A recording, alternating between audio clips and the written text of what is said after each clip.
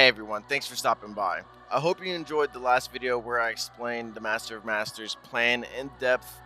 In this video, I just want to briefly explain my theory on what happened to the final darkness.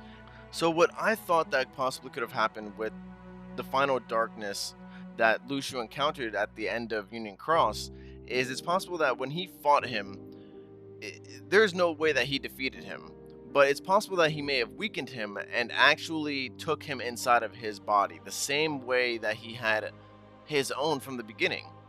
In the Master of Masters' original plan, he wanted to have his disciples all possessed by these entities of darkness, one each, so that they in the future would eventually get defeated, and that darkness that is inside of their body would also get destroyed at the same time of their body being destroyed, because they have form. It's just that they can't become possessed because they appear of hearts. That being said, my theory is that Lucio possibly took that second darkness into his heart, and he now holds two. Now, this is where the part of the story actually gets very confusing, and it hasn't been figured out by anyone just yet. At least I don't think. I've seen quite a few videos, and no one has really come to a conclusive what does this mean. But my theory is that the old man at the end of Union Cross who takes the Xehanort baby is Lucio. I think that was his vessel that he took.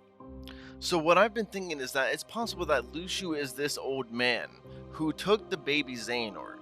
And at that time, he had no Keyblade. That's why he was just walking on a cane. And what if it's possible that in his final moments of living in that body, before he possibly goes to another body or something of the sort, maybe it was off screen, but in the episode he just drops and dies, which was really interesting to see that happens. I don't know what could have happened because nothing was there that we could visually see that indicated anything other than him just dying, falling to the floor. But my theory is that it's possible that he just took his heart from his body and transferred it into Xehanort, now holding a total of 4 different entities inside of Xehanort as he grew up on Destiny Islands. He has Xehanort's heart, Lucio's heart, and 2 dark entities. Now, as far as how Xehanort was given away at an older time of Scala ad Caelum, or rather an earlier time of Scala ad Caelum, and then he returns to Scala ad Caelum at a later point in time, I'm thinking that the Destiny Islands actually has a different flow of time.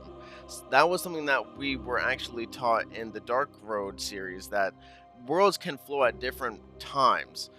There were specific requirements that would, or rather certain indications that would let you know whether or not this world has been completely rebuilt, or and if it has been fully built and time is flowing normally. But it is possible that maybe this world just flows at a slower time.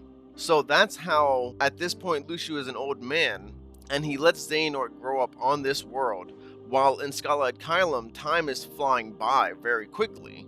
Either that, or it is normal time, about 16 years, or I would maybe say 12 or 13, and there was still a very big difference in the way that Scala ad Caelum looked.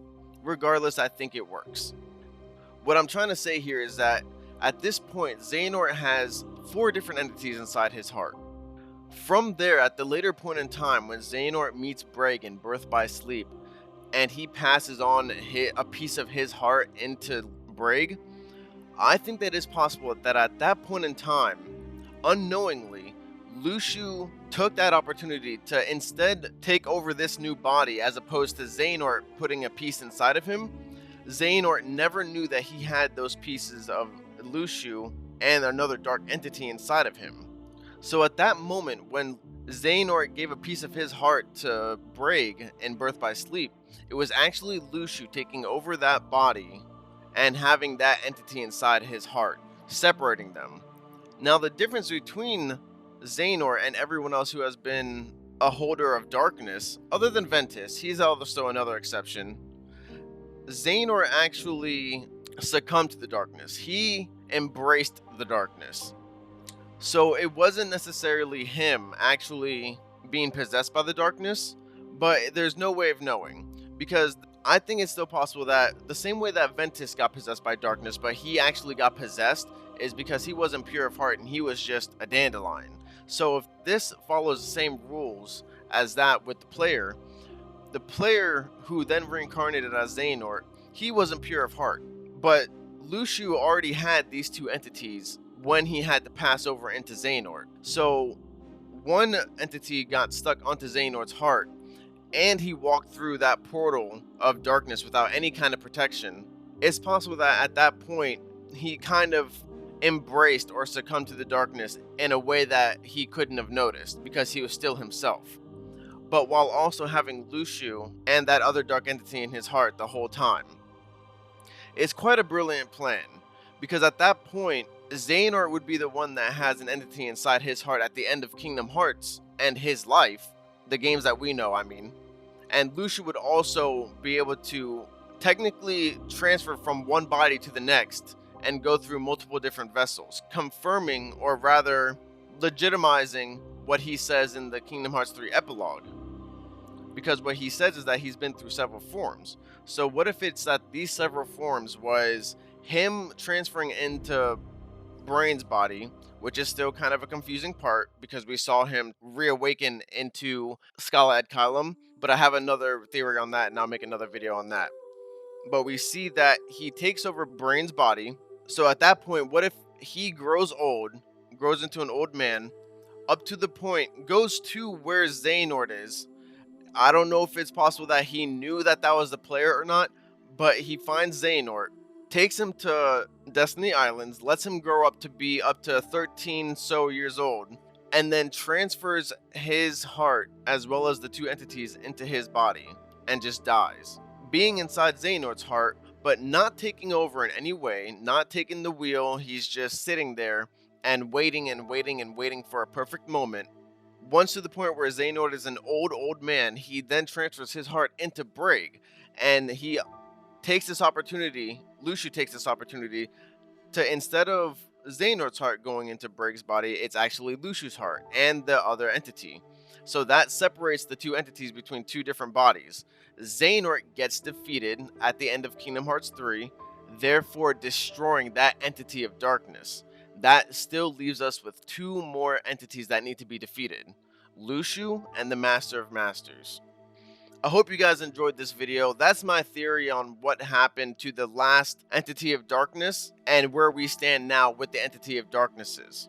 There's still two more that need to be defeated, and there are boys, the Master of Masters and Lucio. I hope you guys enjoyed this video, and I hope it was informative to you. If you have any critiquing, or if you think that you have a different way of how this happened, what this means, and who that man in the coat is, please write it down in the comments. I would love to see everyone's theories, everyone's thoughts on this subject. Union Cross gave us a very, very deep and enjoyable ending to the story overall, and it really opens up the doors to Kingdom Hearts and its series in the future. And that's the kind of stuff that I love. This ending was goated. It is literally the GOAT, and it just opened up the story to a horizons that I just never thought possible. Go ahead and like the video if you thought that it was informative, or if you liked the Kingdom Hearts Union Cross ending, and subscribe if you're not already. Otherwise, I will see you guys in the next video.